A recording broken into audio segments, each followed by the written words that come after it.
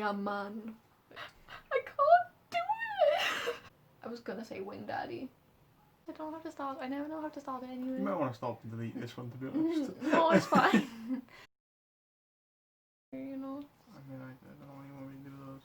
In case you want a reference, you know. It's not likely, honestly. In case you do. Yeah, it's not particularly likely. I've gone shy now. Hello. Hi. Hi. This is my boyfriend. You want to introduce yourself? I'm Alex. This is Alex. He's my boyfriend. He reads books. Sometimes. You read books. Like a fair amount. But not the same books as me. You read a lot of fantasy. Yes. You don't really read anything else, do you? Not really. You I just... mean, sometimes I read sci-fi. Yeah, okay. Just books that I don't read, ever. For the last couple of years, I haven't really read anything, and then I've got kind of into books again this year, and then you were nagging me to read... he was nagging me to read one of his books for ages, relentlessly. Every time I was looking for something to read, it was like, well, why don't you read one of my books? Do you agree? Yeah. And I always said, no, I'm scared. Is that an accurate representation Completely. of events? But then I got the bright idea of a book swap, because then if I have to read something I'm not necessarily interested in, so does he. So I read this, which I keep calling Mistborn. It's called The Final Empire. I know, but the biggest words on the cover are Mistborn, so I keep calling it Mistborn. It is. The Final Empire is in tiny writing. But the series is Mistborn, the book is The Final Empire, whatever. I know, it annoys them a lot, but it's the Crescent City syndrome. I told you. I don't like that. It's just a thing. I always call it Crescent City. I know it's not called Crescent City. There's beacon outside. But yes, this is what I read. This was your choice. Well, it wasn't my choice. Like, I mean... It's the one you told me to read the most. I suppose, but you did choose it yourself, ultimately. Okay, anyway, what did... It doesn't matter. Anyway, what did you read? I read this. And as you can tell, he's thoroughly enthused by the whole idea of it. Yeah, would you say so? Sure. You excited about it? Yeah. He's excited about it. So, we're just gonna talk about him, but like, we're not reviewers. We're not critical readers. So, I don't know. We'll see how it goes. I think we've got like 3 main things to talk about with each one. So, Okay. we can talk about characters, the plot, and the writing. Mainly the writing in this circumstance, but because thoughts were had, things were discussed. We'll start with Mistborn, The Final Empire. number 1, The Final Empire. Okay, first of all, I would like to formally apologise to Mr. Brandon Sanderson for ever doubting you, your hype and your, what's the word I'm looking for? Status. Okay. In the book community. Right. Because, I mean, everyone's heard of him. Everyone talks about his books, everyone blah de blah de blah. But when that happens, it's intimidating to go in, because what if I don't like it? And what if I'm the only one who doesn't like it? Or if I'm too stupid to understand it? Because like, I read fantasy, but it's either like YA, mostly YA, or like romantic fantasy like ACOTAR, but it's never particularly magic-y and complicated. Yeah. But then, and then you venture into like high fantasy, which sounds scary and it sounds terrifying, I know, but like, it scares me, and it always has, which is why I've always told you no when you've asked me in the past. It's fine. I'm here now. I've crossed the line. Took you long enough. I know, but like I'm there now, you know. So I would like to apologise to him, because I've been putting off his books for a long ass time, And I shouldn't have, because I ended up enjoying it a lot more than I Told thought you. I would. Told you would. Which I kind of hate, because now he's right. And, like, I'm never gonna live it down. But I am glad I read it. And it was a nudge I needed. So, first of all, it's a fairly big book. Like, this is the hardcover. I think I looked up, the paperback is like 700 pages, which, I mean, most of the books I read are like Easily less than that. less than 500 pages, Comfortably. like between 300 and 400 pages most of the time. So it was kind of a scary undertaking, but it's still not the biggest book I've read this year. No. The biggest book I've read, coincidentally, is A Court of Wings and Ruin, which you'll get to. He's so excited. I know, but yeah. So it was kind of long in comparison to the other books I've read. But did it feel long? So this is what I was just gonna say. Even though it was that long, I did read it in like 2 days. Yeah, probably. I read this so fast, and I didn't expect to. I expected to be reading it for like a week. I mean, in comparison, I've also been reading Midnight Sun. How long have I been reading Midnight Sun for? I'm not sure, like at least a week. So it came out last Tuesday, so it's been out for like a week and a couple of days, Yeah, and I've been reading it since the Yeah, release you day. started reading it the day it came out. And I still haven't finished. I'm only like 83% in. It's slightly longer than The Final Empire, but I mean, Clearly you less can interesting. it is. I will not deny it is incredibly boring. This I mean, I started reading it kind of late in the night, but I still read like 100 pages. Yeah. That first probably. night, like, easily, like, so I read the prologue, and I was like, I'd read the prologue before, hadn't I? But I didn't stick with it, because this was when I was reading, so that was never going to happen. But now I'm actually into books again.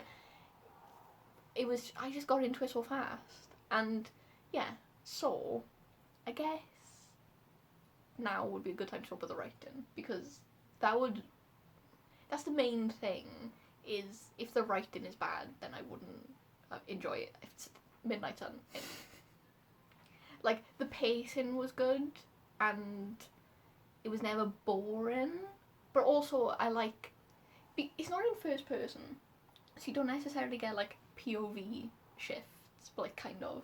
Yeah, I mean there are multiple POV characters. Yeah. You can have third person POV characters. Yeah, I know, but it sounds weird, but like, you know what I mean? Yeah. Yeah. But it was, so you go back and forth, mainly between Finn and Kelsey. Also, by the way, there's probably be spoilers in this. So if you don't want spoilers, or I'd leave if you don't want spoilers, or I'll put like a timestamp or something when we get like a bit that like I can't avoid talking about.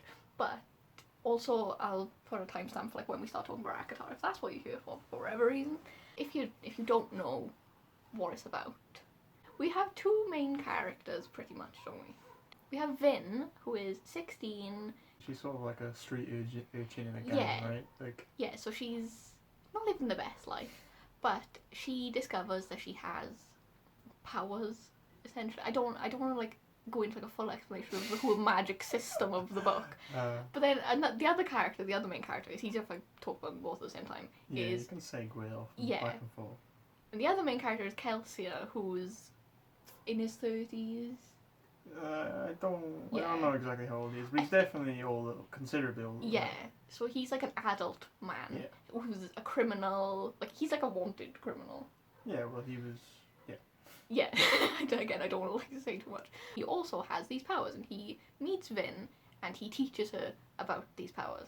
And these powers are essentially, it's called allomancy, and they can use different metals to get different powers, such as... When Kelsier teaches Vin, he teaches her about the 10 metals that allomancers can use, Mhm. and each metal does something different. Yeah.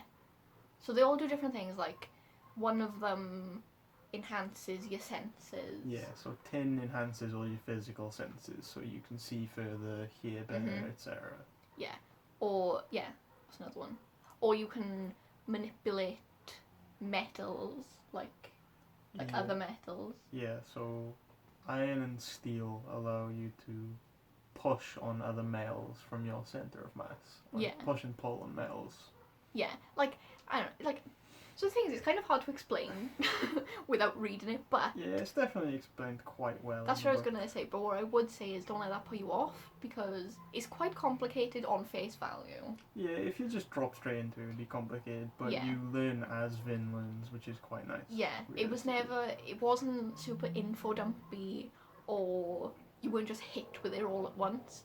It was kind of, not slowly, but like slow enough for you to learn. And also what I liked is they showed you rather than tell you. Yeah. So the first time you really see the metals in use, it's when Kelsier is going somewhere and you see him using all these metals and like what each individual one does in practice, rather than being like, oh, this metal does this. So you get it more, like, you get a sense of how they work rather than just what they do.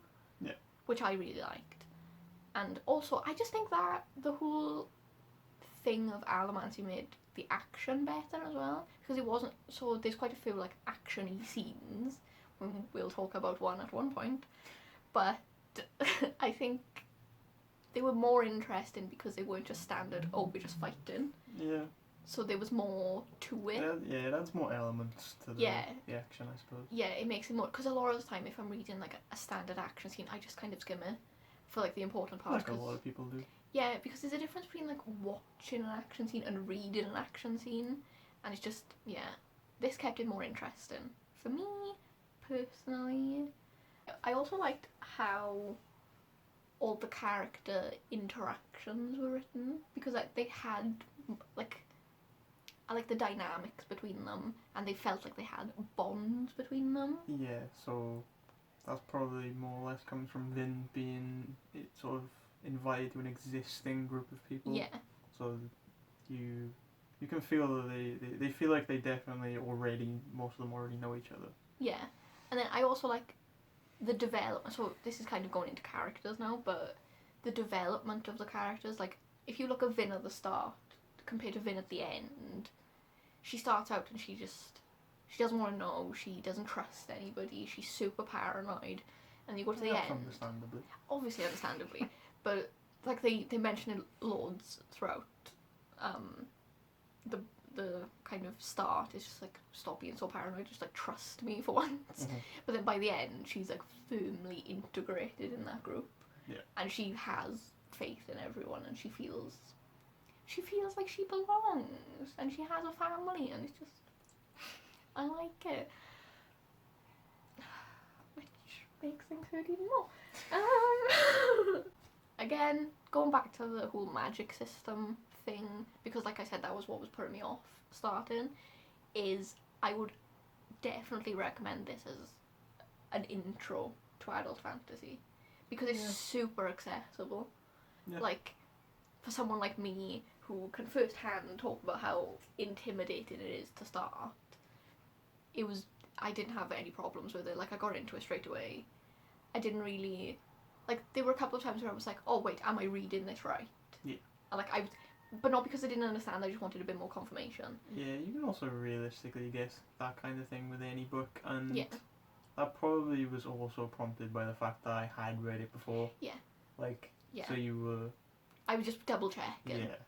Because I'm known to skip things and miss obvious things sometimes, but I didn't really encounter that as an issue. It's just well written. There wasn't any times where I was like, ooh, you know, at the writing, in comparison to other books, like which even I can say I had my cringe moments with. Character-wise, at the start of the book, I said to you, this feels very Six of Crows. You did. So, he hasn't read Six of Crows yet. You plan on at some point, surely. Some point? Yeah. Like, Bride only read it last month, and it felt very Six of Crows at the beginning. So it starts out kind of heist-y. Yeah, I would definitely describe it as a heist book. But I feel like not really towards the end. Well, yeah, like, I mean... Like, it starts out and it feels very much like we have a group, we have a gang, everyone has different roles, and we're gonna go break in and get something. Yeah, like obviously the plot develops and it takes it different places, but I would 100% describe the Final Empire as a heist story, at least initially. Overall and most initially, yeah. But Six of Crows kind of sticks with that heist thing. Okay. Throughout it is a heist book. This starts out that way, and I was like, oh my god, am I literally reading Six of Crows? Like, Kelsia and Kazbrecker, like, same vibes. I'll take your word for that. You like, I've already said this, and I said this when I was talking about Six of Crows before as well, is Kelsia, Kazbrecker, Sherlock, House MD, all the same people. I'm fully comfortable in saying that, they're all the same person. Yeah, so Kelsia, oh no, we'll talk about Vin first. Vin, like I said, her development throughout the book is something I personally really enjoyed, because she grows a lot and she becomes more trusting and open and independent as well. Yeah. Like, whereas, like, she, by the end, she doesn't need anyone holding her hand. She knows what she's doing. She knows she's a bad bitch. She can do all this stuff, and I'm like, yes, I love it. She's, I like her as a female protagonist. That's fair.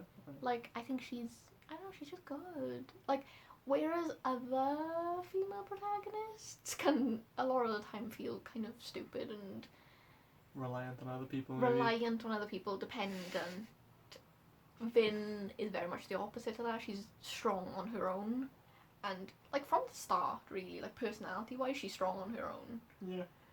Maybe a bit too much at the beginning, maybe. Yeah, well, like you were saying, a whole sort of theme is her developing to be more trusting. Yeah, yeah. So, yeah, I just think she's a good character, and I really like her. I don't have any complaints. Usually I have at least one complaint, but I didn't with her. I actually really liked her. Kelsia, on the other hand, I went through a bit of a journey with, because at the start I liked him. He, like I said, he had kind of Kazbrecker vibes. He was just kind of cocky, but not in like a super annoying way. He was just kind of funny and confident, you know? And yeah, like, I liked him. And then as you go through the book, oh, he really did my head in, because he starts to get very, where he was cocky, he gets more arrogant. Yeah, well, and he has this kind of messiah complex going on. I suppose, but like, you have to bear in mind that the whole sort of the job is very personal for him as well. 100%. It's not just 100%. But I think you're supposed to feel this way about him, because I think so, it reflects how everyone else is starting to see him, because everyone starts kind of having their doubts about him, but like, you as a reader also start having your doubts, which afterwards I kind of realised. I was like, oh my god, wait, yeah. But like, it was subtle enough for like you come to that conclusion on your own without being told you should feel this way about this character right now. Yeah. Like, it happens naturally, which I thought was really good. And like I said, I didn't really realise until afterwards when I was thinking about it. I was like, wait, that makes so much sense. Like, I was meant to feel this way. Because for a lot of it, the reasons you start having these doubts, you don't see what he's doing behind the scenes. Yeah. And why he's doing these things. Yeah, you mainly follow Vin, so you sort of, obviously she encounters Kelsia, but a lot of it is sort of, you learn about what he's doing as Vin does in passing, and he doesn't necessarily tell everyone what he's doing. No, but he literally says like secrets upon secrets upon secrets, and like, but the thing is, he says that and you know that, but you still feel like you can't trust him, even though you know you should really have faith in him.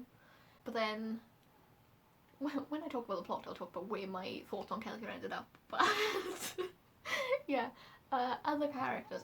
So the like big bad in this book is the Lord Ruler, which, can I just point out is still the funniest name. Hey, the God Emperor was taken. Yeah, it's like, he doesn't have a name, he just has 2 titles. He's just Lord Ruler, he couldn't pick one. Oh, so you know he's better than each of the individual ones. What I liked about him as a villain was you don't really see him.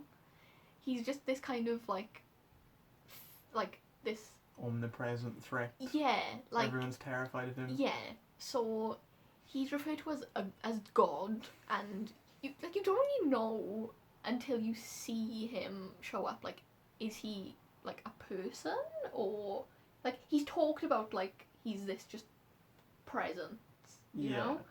I think a lot of it is because in universe he's at least like he's lived a long time. He's at least a few hundred years old, Yeah. so he's sort of this mythological figure. Mm-hmm. So he's the sort of like he's in charge of absolutely everything. Everyone bows down to him. He has the final say in everything, and he's hundreds of years old. Yeah. So I was like, I didn't really know what to expect when he actually was going to pop up. I was like, what are we gonna see? Like, because then there's a point where we don't see him, but he shows up and he's in like a carriage. Yeah. But you still don't see him, and I just feel like that makes it so much more scarier because you're like, what's behind the curtain? Is he a person? Is he something Yeah. else? Sarah. I thought that was like a really interesting way to go about making a villain, because you fear him but you've never seen him. It's like the and you don't actually know why you fear him or like what he can do. kind of like the Jaws method. You don't see him till the very end. Yeah. I really liked it because it wasn't like, you know, a super obvious like he's always there kind of villain. Just running into him constantly. Yeah, like you don't know what he can do, you don't know anything really. And also at the start of each chapter you get epigraphs. They are called epigraphs, yes. At the start of each well, I didn't know, I've never really had them before. At the start of each chapter there's like little diary entries and you don't know it at the time. I mean they seem like diary entries. Yeah. But they're not explicitly stated as such. They're sort of just like a small paragraph of text at the beginning of every chapter. And you don't know who they're from, but it or gives what they're about, really. Or what they're about, and they give you just like little snippets of the history of like how we got to where they are. What's the name of the world? Scadrial. I genuinely, I was just about to say like the history of blank, and I was like, wait, what's it called? I don't know. Isn't the main city is Luthadel? Luthadel, yes. Yeah. So Lord Ruler I thought was a good villain because, like, in terms of scare factor, like he was just kind of, I want to say eerie. Yeah, maybe. Because it's the fear of like the unknown, and everyone calls him God and all this stuff, and it's like, ooh, I don't know. Yeah. And sort of has that like, is he actually all he says he is vibe as well? Yeah. Maybe. Yeah. It just makes it so much scarier when he does pop up, and you're like, because you still don't know what to expect. Yeah. Yes, so then we have side characters. Like I said, it was very Six of Crows at the beginning. The crew, the squad, you've got all these people, and, you know, Vin is token female, which I already told you, there's always just like one female.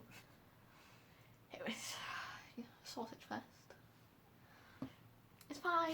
Anyway. I don't know what to say. No, I know. It's fine, I'm used to it.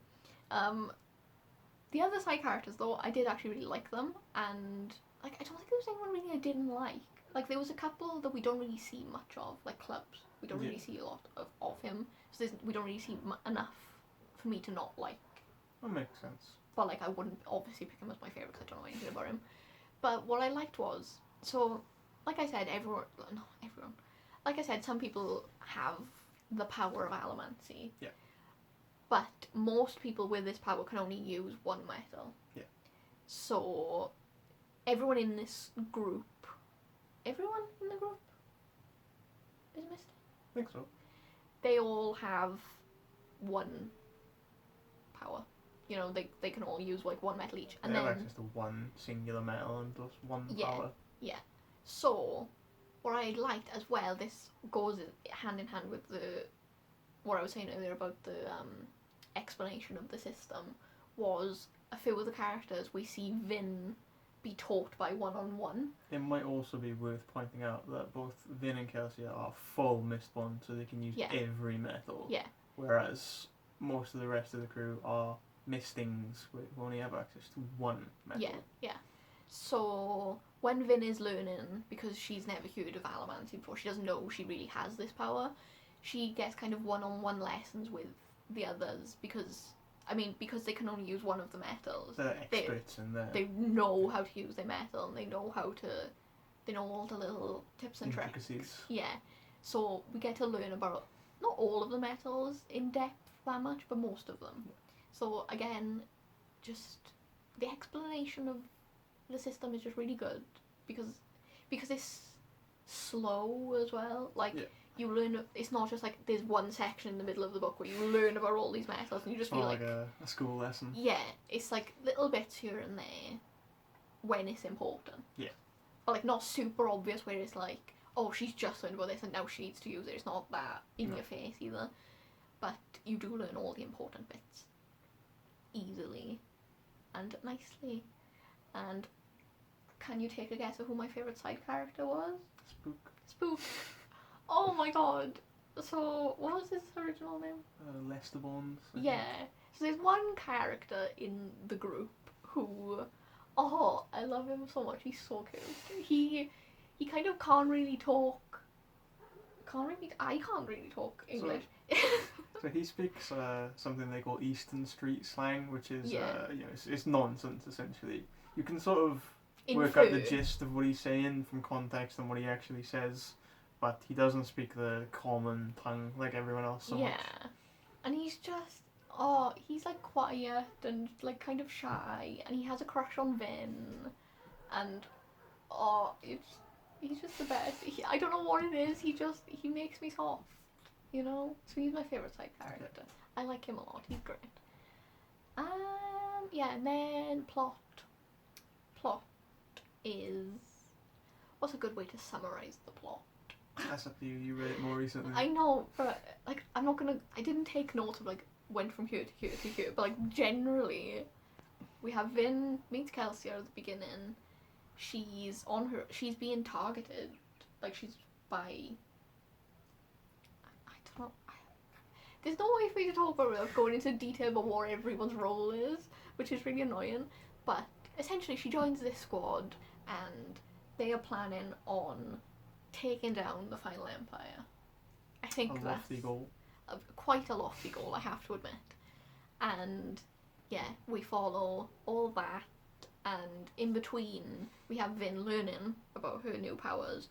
She's also, her role in the plan is to act as a noblewoman, and we see her kind of go into all these like balls and events and spreading lies and gossip and stuff. Oh my god, wait! There's a character. I can't believe you forgot. I can't believe I forgot my favourite character. So while she's at one of these balls... Okay, first of all, I want to say, what was my main gripe with starting high fantasy? Lack of romance. Lack of romance. Yeah. I... Like 90% of the books I read have a romantic element to them. Like, at least. I primarily read romance. I say this in like every video I post. I'm like, I read romance, in case you hadn't noticed. Yeah, he does not. Which is why this book swap is so interesting. So I was scared because there's no romance. It's not a romance book. Which, you know, it just doesn't do it for me. It just doesn't. But there was I had romance crumbs given to me, and I was taking them where I could. So it was enough to keep me going. It was my life force. I was like, it was enough. But at one of these balls, Vin meets somebody, and his name is Ellen Venture. Oh, Ellen Venture is the best. I love him. So when they first meet, I was like, oh my god, this is the perfect meet cute of two characters. And I was like, oh, it was great. There was banter, there was flirting, there was like just sass between the two of them. Right. And I was like, this is perfect. This is like, that's what I want. That's what I love. And I said to him, I was like, oh my god, please just give me a romance. It's a perfect setup. And like, it wasn't like a romance storyline per se, but there was feelings of romance. Yeah, that's fair. And it was enough for me. It kept me going because Ellen was great. I loved him. Every time he showed up, I was like, oh, Ellen. I literally like out loud every single time. You hear the squeaks, so I knew he appeared. Yeah, pretty much. I take what I can get. And I was not disappointed. But anyway, we have Vin pretending to be this noblewoman. We have everyone else trying to gather armies and stuff. Now we're going to get into spoiler territory. Because... Ooh. Going into this, I didn't expect to have my emotions played with. And yet, I did. It happened. It happened. Oh, did it happen? Jesus Christ, did it happen? Oh my god. Okay, so... yeah. So towards the end, we get this big action sequence, and... we get this big action sequence, and Kelsier is about to face off with a Lord Ruler, and it's all coming to a head, and I'm like, I'm stressed. I'm like, yes, but it's fine. He has... the main character. Everything's gonna be fine. Plot armor? Question mark. There's this big face off. We've been leading up to this, and frankly, I didn't expect to get this face off in book 1. Did not expect that at all. And we're not even at the end of the book at this point. No, like, we've still like got like 70-80% through, maybe. I don't know. We've still got probably about 100 pages left. Okay. If maybe a little bit less, but close enough. Like, there's still like a fair chunk of the book. The book is split into parts, and I think this scene happens just before the Before just the at last the end. part. Yeah, so it's at the end of the penultimate part. Yeah, I think so. So like, we're not at the end of the book, so I'm not expecting anything too crazy, you know? So I'm reading, and I'm like, it's okay, he has like some idea of how to beat him. Oh, he's gonna get captured, and... Because that was my guess for the end of the book, wasn't it? Yeah. I was making little predictions, and I was like, okay, so I think typically how these series go, Vin and Kelsey will be separated by the end of the book. The plot of book 2 will be getting back together. Yeah. Book 3... The big rescue. Yeah, and then book 3 will be the final showdown. That's what I was expecting. So I was like, it's okay, it'll be fine, whatever. And then all of a sudden, I'm reading, and out of literally, they just come face to face. This is the first time we've seen the Lord Ruler in person, and he looks like some Final Fantasy knockoff. And I'm like, okay, he does. Then, he just straight up kills him. He backhands him across the face so hard it kills him, and stabs him in the chest. Yeah, this is after being stabbed with a spear himself. Yeah, And being bear in completely mind, unfazed. the Lord Ruler has 2 spears crisscrossing out of his very chest. Completely and he... unfazed. Oh, right, when I tell you... Mildly irritated, if anything. I was shaken to my core, because I just didn't expect it. It was out of nowhere. And I just didn't really know how to react. And I thought I didn't really like Kelsey at this point. So, because it's not that I didn't like him, I'm starting to like him a bit more now. Oh my god. Okay, so you were sat over there. He was reading ACOTAR at the same time. I was sat right here where I am, right this very moment, and it was like 2 a.m. And I'm just reading, and I'm like, okay, because I'm invested now.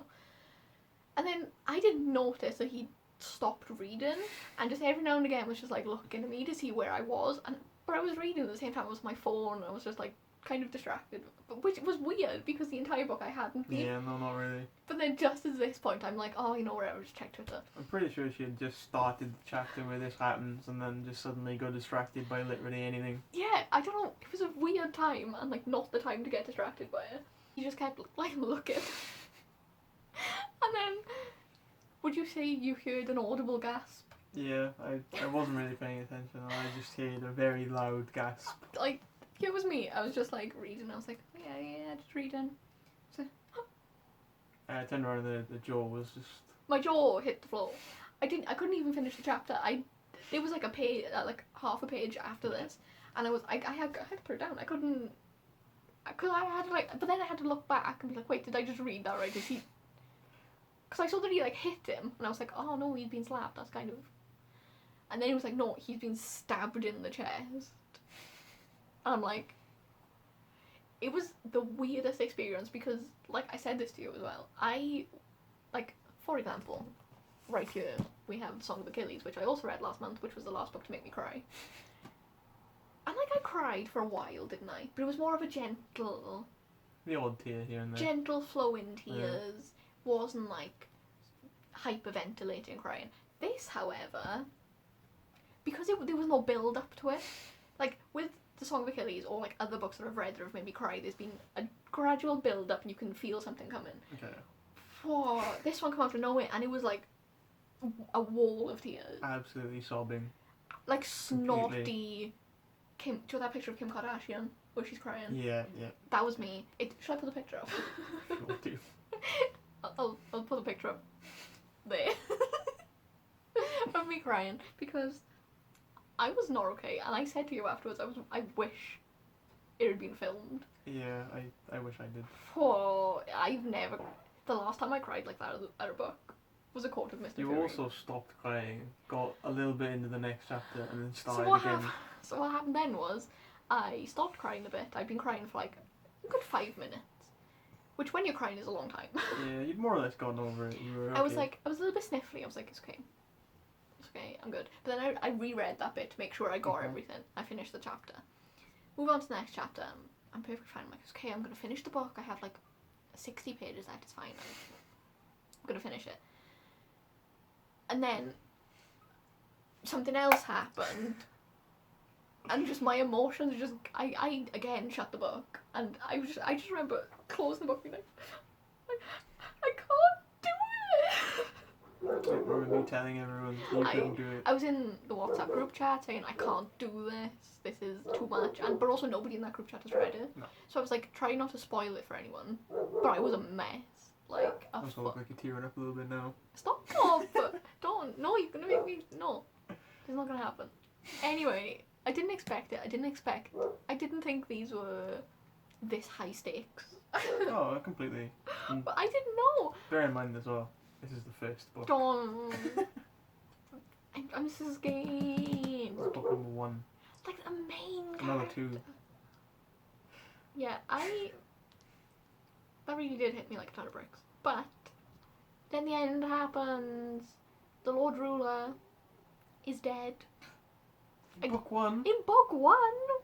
We only saw him for like less than 100 pages, and he's gone. You only actually meet him more twice? Yeah, that's insane.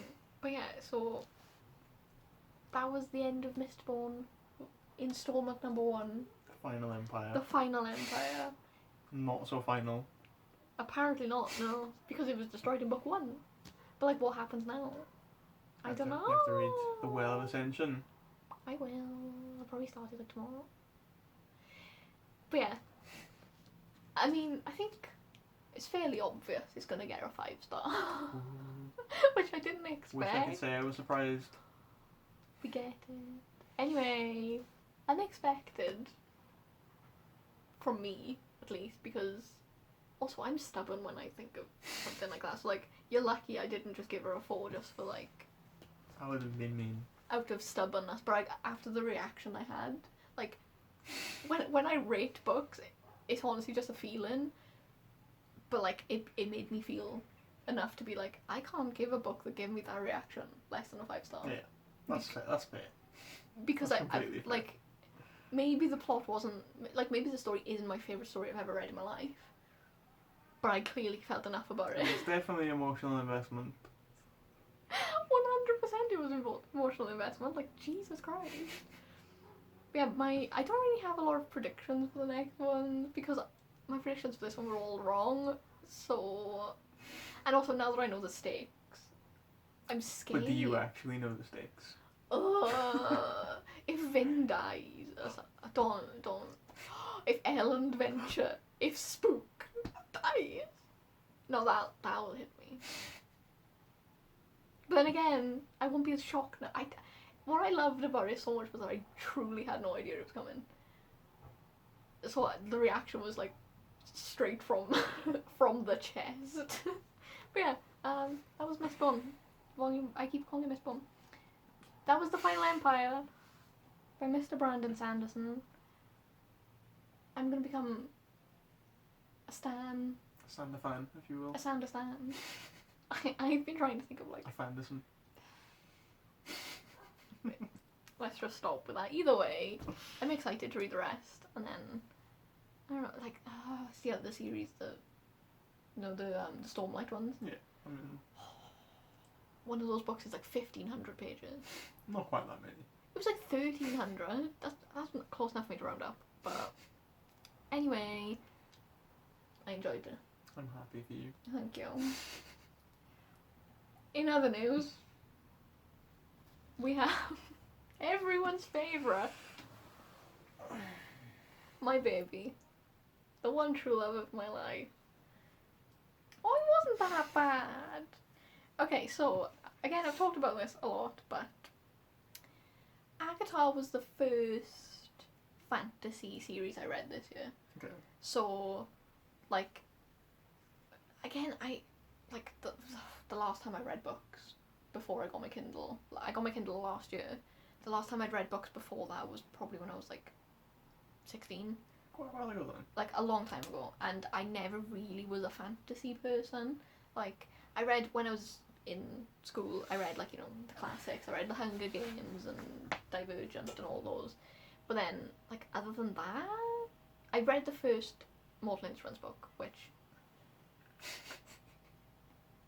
everyone knows my thoughts on the Mortal Instruments at this point, but fantasy was never really something I read, which is why I'd never read never read The Final Empire or any Sanderson books that you were reading at the time, because it just didn't interest me. So, in like March, I picked this up because I saw it. I'd just joined like book internet and playing catch up of all these popular things, and I was like, okay, this sounds like something I'd be into, because I'd also just found out that I like romance. And I knew this had romance in it, so I was like, okay, if it's going to be fantasy I like, it'll be this. And by golly, I was right. I read this entire series in like a week. It's one of my favourites. I love it a lot. And I thought, what better thing to give you? And he's so excited about it. So, we'll do the same three things then, shall we? We'll do writing, character, and plot. Okay. Which do you want to start with? Which do you have the strongest feelings about? I don't really have much to say about it, unfortunately. Okay, we'll start with plot, because there's not a lot of it. Pretty thin on the ground. Yeah. So, the plot of ACOTAR, if you're unfamiliar, the first book, is Feyre is our main character. She kills a wolf creature. Big wolf. Big bad wolf. And then another creature, who happens to be Fae, shows up on her doorstep and says, I'm taking you with me, you killed my friend. And takes her to the magical land of Prithian, above the wall, because she's north of the wall, if you north will. of the wall. Original. So Feyre is a human. She goes into the magical fairyland to live with Tamlin, who is in the spring court. It's always spring, it's always lovely, and Tamlin is a shapeshifter. Is that what you'd call him? He's a shapeshifter. Yeah, I believe his powers are described primarily as shapeshifting. Yeah, so Tamlin, we find out, is the High Lord of the Spring Court. He shapeshifts, as I said, but everyone in the Spring Court is wearing masks. Masquerade mask. Yeah, masquerade mask. And also, if you didn't know, the first book is a Beauty and the Beast retelling, very heavily. It's very obvious. But, like, it's what it was advertised as, so you can't complain. Like, I mean, it's literally what it is. Then Feyre shows up, whatever. Things happen, romance happens. Not a lot happens for a lot of the book, I'm gonna be honest. Romance happens. She gets sent home by Tamlin for whatever reason.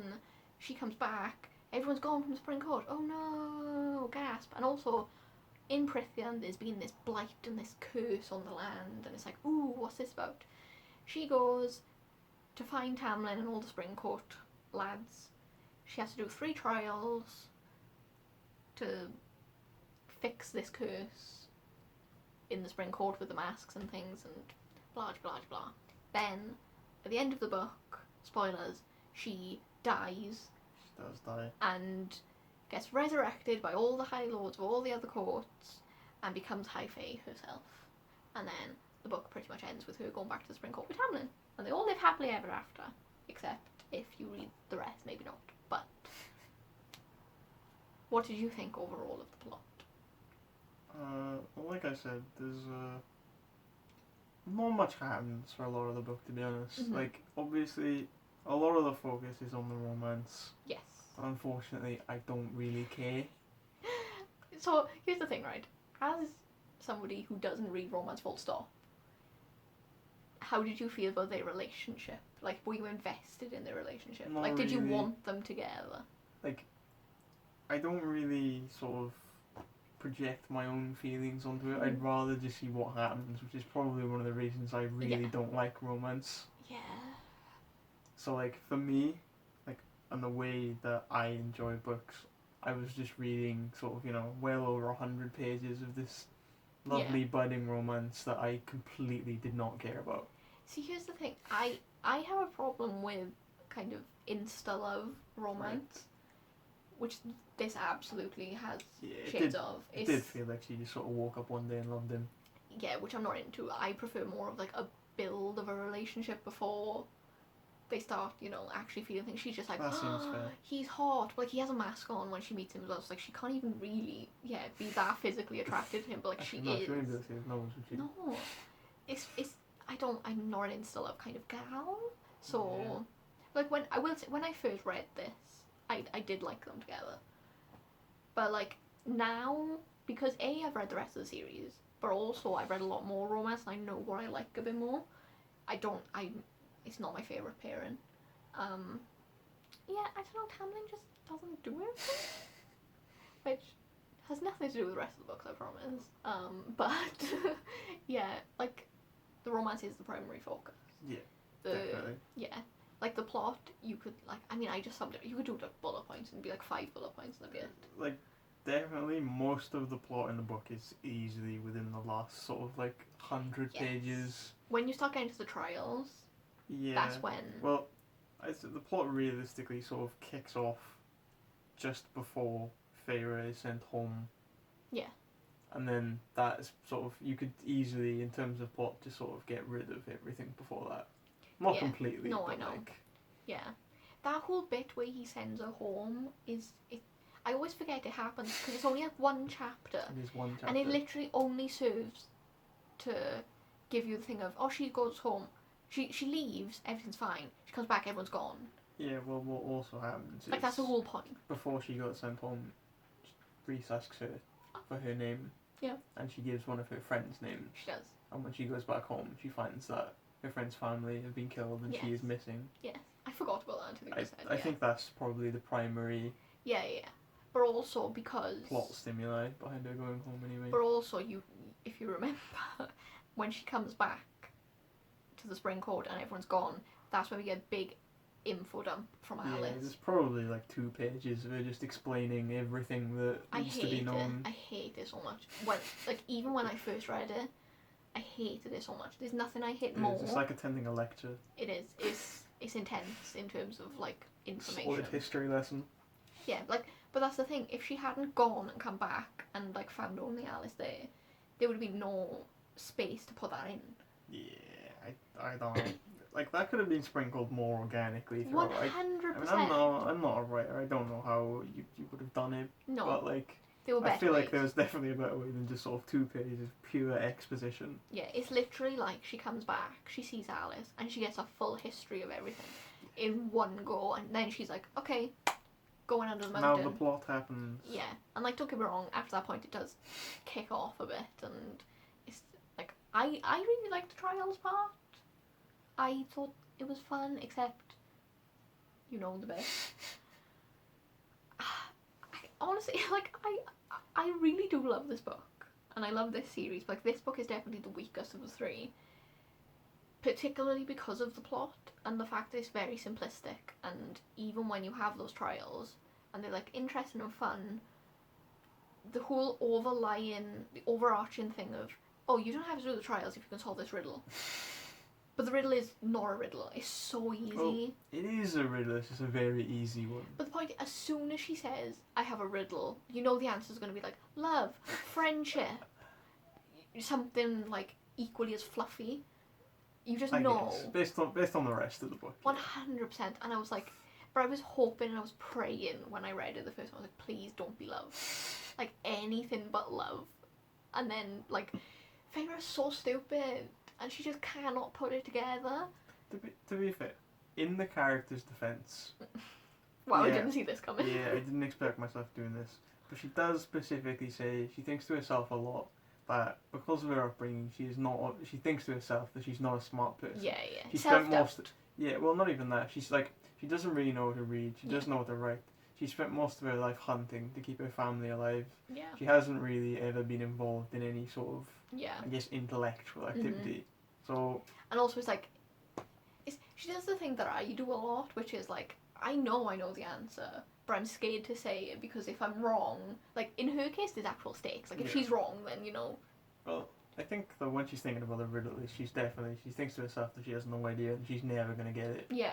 So that she's but then when she needs not in that situation. She, yeah, I don't. I when just she works it out, she says it. Yeah, but she says it because she has literally no other option than to just chuck something out there, like.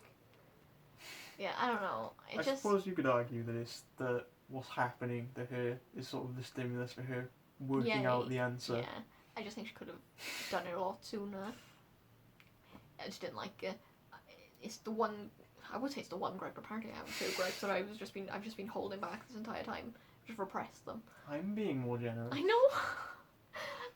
Yeah, just plot wise, it's not the best overall, but you know, it's okay. Like most of us are there for the romance aspect, which even like I said, isn't my favorite romance tropes in it. But characters, how do you feel about Feyre as a main character, other than her sheer stupidity? I mean, she feels to me because she's dropped into this world that she knows nothing about. She's like, seems to me very much like a sort of blank canvas character for you to just experience the world. She doesn't really have particularly strong feelings about anything other than the fact that she wants to go home and the sudden love for Tamlin. It comes out of nowhere, doesn't it? Yeah, I don't know. Like, honestly, I really like Feyre as a main character, but I think that's because I've read the other books. Like, she's very bland in this book. Like, there's not really a lot to her character. Yeah, I don't know. Tamlin? Thoughts and vibes on Tamlin? I don't know, like, obviously, because you experience most of the stuff from Feyre's point of view, and she has this sort of sudden infatuation for him. I don't know, you don't really... You only really see the, like, heart eyes. Yeah, you don't really have much of a good lens to view him through, to be honest. There's a moth. Yeah, Like, you never learn much about his character and his... Well, so you do get a bit of his backstory and stuff, but there's... I don't know, like...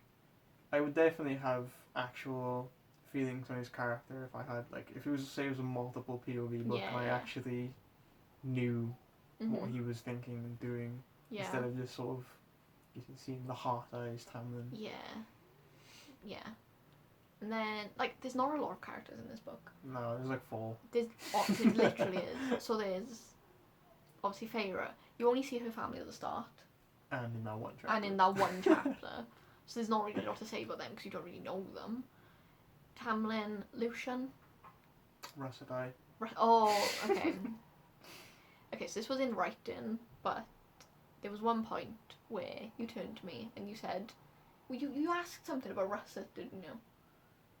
It was like the first time you'd seen it. You said maybe he brought something up about Russet. I think I said it was just a strange colour to describe someone's eyes. And then the first thing I said to you was, are you talking about Lucian? Because I knew exactly. Sarah J Maas has this horrible habit of repeating phrases.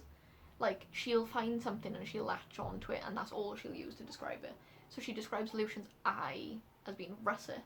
How many times we had a tally going? How many times was that? So I got 10, and I might have missed one. So it's either 10 or 11.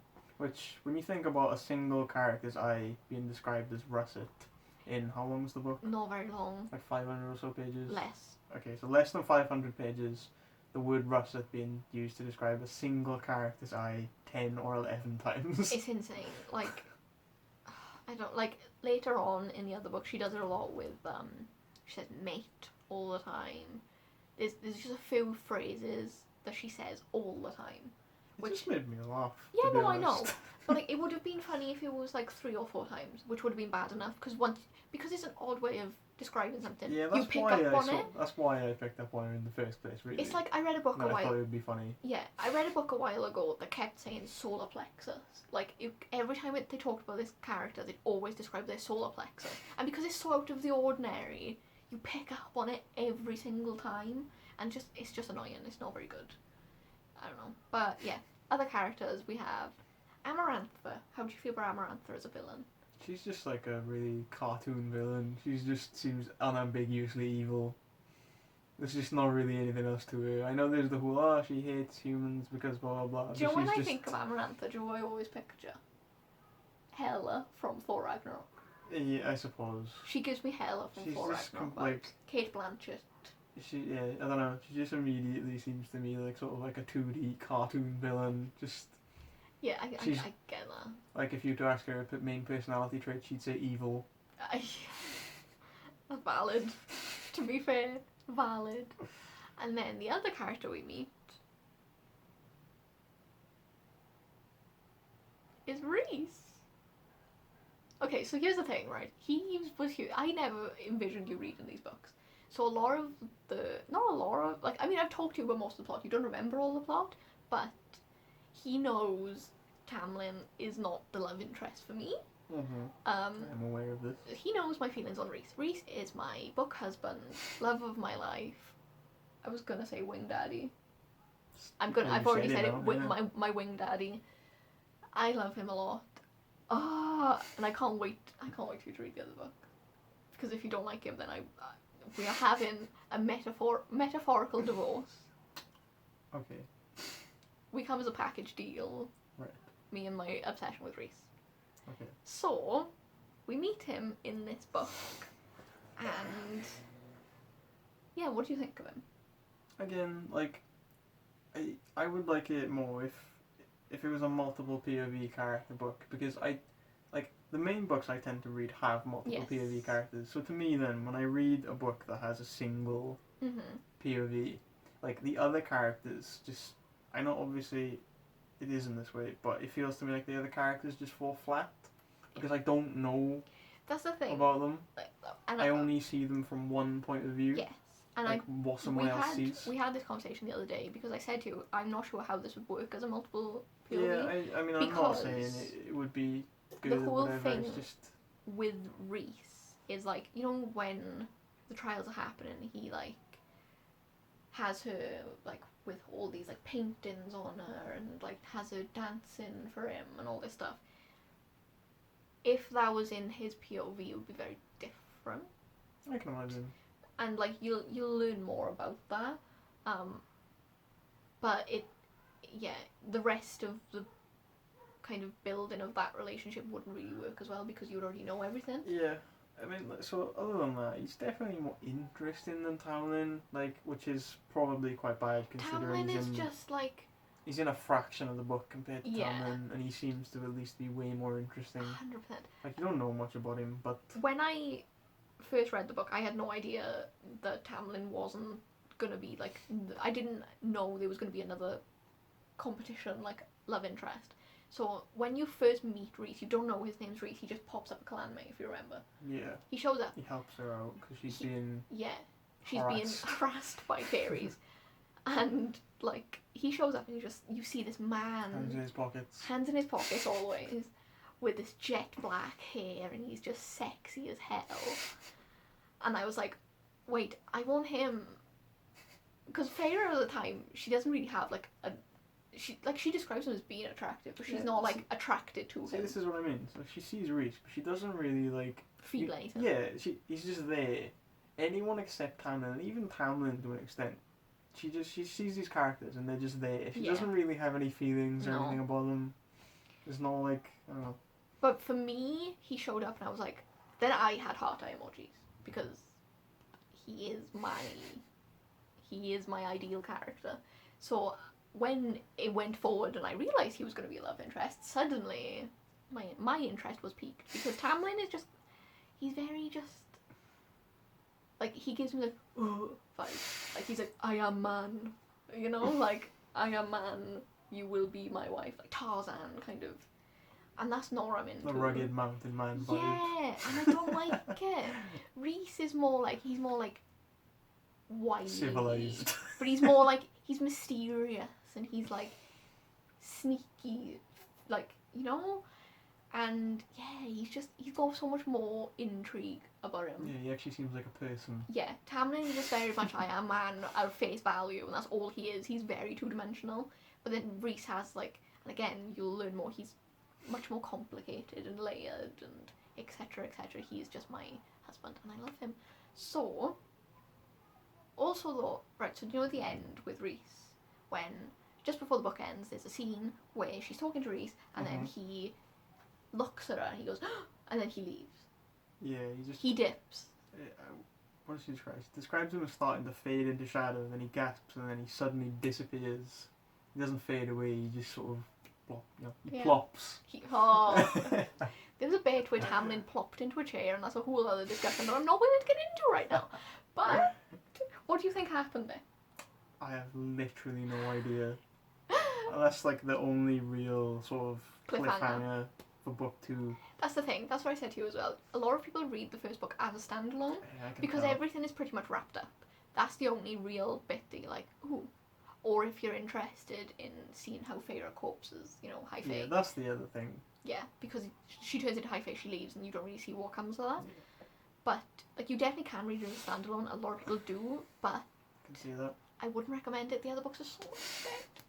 So many people I see give up on this series after the first book, and I'm like, don't give up, because the second and third books are so worth it, especially the second book. The second book is my favourite book ever. Okay. The romance, I know you don't care, but the romance. The romance! It's the best. I love it. So, and then writing, how we haven't really talked about writing, but I don't really pay too much attention other than picking out funny phrases and stuff like that. It's not particularly complicated. It's not, like I said, it's not particularly flowery or anything, but that doesn't really bother me. No. Like, I mean, for a YA book. Yeah, it's okay. Like, someone can be really descriptive, someone can be very matter of fact. Doesn't really bother me. Yeah, like, not something I care about. And like I said to you, you have fairies, but there's not really a lot of magic. No. So it's not, like, I don't want to say realistic, but you know what I mean? Like, you have fae and fairies and things, but there's not, like, a bunch of magic going on. Yeah, it's just not complicated at all. It's very basic. It's very one line, beginning to end. Mm-hmm. But sometimes that's what you want, okay? Yeah, no, that's completely fine. I know. Okay, yeah. So any other thoughts you have? Thoughts, feelings you want to get off your chest? I don't think so. So, the grand question is, what's the rating on Goodreads going to be? I don't know yet. And I don't know. Yeah. Played the countdown theme song. I think purely because romance, not really my thing. I'm definitely not a target demographic. I think probably 3 stars. 2 to 3. Yeah, I could probably give the argument for 2, maybe for 4, but like I 4. Well, not an argument for it. I don't feel that way about it. Okay. But like, I know, like, if I was the kind of person who was definitely in the target audience and I really like romance, I feel like I would maybe give it a 4. Yeah. But like, that's not me. You can see how... I can see how other people would like it. That's what I mean by giving the argument that's 4 fine. stars. I can see that. Yeah. Okay. It was okay. I think you'd probably give like a 2.5 to a 3. Yeah, like I said, I'd give it a 3. It was okay. Like, you wouldn't necessarily read it again if you're on the cold? No, probably not. But I don't really... But you didn't hate it? Nah, it was okay. Like, it's pretty easy to read as well, isn't it? It was quite short. I can't give you a 3. Okay. Yeah, it was That's a success. That is a full success, and I will take it. And now, the challenge comes of vying for a 4-star for book 2. Don't hold out too much hope. What I think will happen is you'll read book 2 and 3, you'll want to give those 3 stars, and you'll probably want to bump this one down. Possible. Because that's what happened with me. When I first read this, I gave her a 5-star. If I reread it now, I try not to do this with series, because like, it's easy to be like, this one's better, so this one I must knock down. Yeah, I try not to do that. But this one is, in comparison, is 100% not a 5-star for me. Yeah, like, when I give it a 3-star, I'm definitely kind of viewing it more from a lens of someone who I know would enjoy it. Yeah. Like, as opposed to my specific enjoyment. Yeah. Like, I'm trying to be more objective. Yeah. Like, I probably enjoyed it less. Yeah. Specifically. But it wasn't Again, bad. Yeah, it was not for It's not meant for you, no. Yeah, exactly. That's I'm fair. not the I target can audience. see that. So I'm trying to be like nice and objective and say 3. And not hurt my feelings, Yeah, which is the most important thing. probably. Mm-hmm. Thank you for reading it anyway. You're welcome. Appreciate it. Anyway, we've been filming this for a long ass time. Hour and 8 minutes. It's gonna be a nightmare to edit. It's gonna take me ages. You might see this. What's the date today? 12th? Today is the 12th of August. You might see this on in November. Because, you know, this is gonna take me ages. I'm not a skilled editor. Maybe I'll just leave it all unedited. I don't know about that one. If like a podcast. Oh my god. Only. Yeah, we'll do it. Oh my god, can you imagine us with a podcast? Like a monthly book swap. Wow. Anyway, you're gonna read A Quarter Missing Fury next. Apparently. And I'm gonna read, what's the second one? The Well of Ascension. Well of Ascension. I'm gonna read that, which I'm scared. But, I don't know, like, I don't know if we'll end up maybe doing another one. Because we're both doing trilogies. So it'll either we'll do like one for each, or a wrap up at the end. Yeah. Because Seems fair. because I need to know all your Up to feelings, you, really. particularly on book 2. Okay. Yeah. So I think we should shut up now and leave. Okay. Okay. Okay. Bye. Bye. Bye.